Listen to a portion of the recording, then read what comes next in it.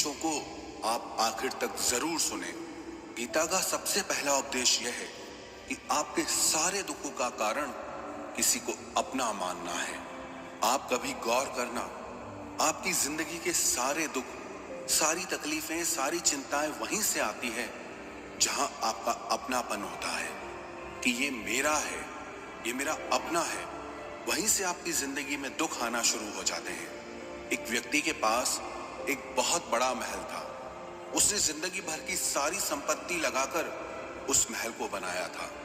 आसपास के शहरों के कई लोग उसके महल को देखने आते थे। कई बड़े बड़े सेठ उसके महल को खरीदने की कोशिश करते थे, पर वो महल उसका अहंकार था, उसकी जीने की वजह था। उसका उस महल में बहुत मोह था। एक दिन उसके महल में आग लग गई और वो कहीं बाजार गया हुआ था।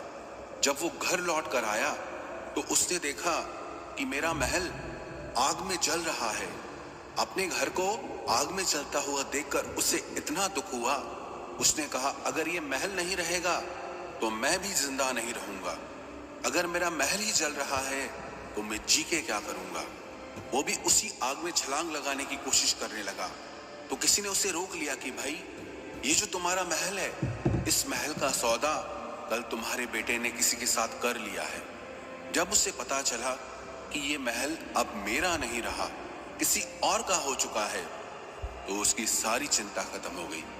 जैसे और लोग उस जलते हुए महल को देखकर तमाशा देख रहे थे, वैसे ये भी खड़ा हो गया। इतनी ही देर में उसका बेटा आया। वो अपने बेटे को देखकर बहुत प्रसन्न हुआ। उसे आशीर्वाद देने लगा कि तेरे जैसा बेटा तो बहुत भाग्यों से मिलता है। तूने तो मेरी जिंदगी बचा ली। आज इस घर में आग लगी है और तूने कल ही इसका सौदा कर दिया।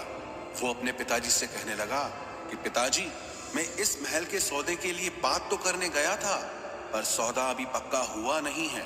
जब उसके पिता ने यह सुना कि अभी इस महल का सौदा हुआ नहीं है, तो वो फिर फूट फूट के रोने लगा। फिर अपनी छाती पीटने लगा। महल वही है, इंसान वही है, लेकिन जब महल मेरा है तब वो दुख भी देता है, खुशी भी देता है।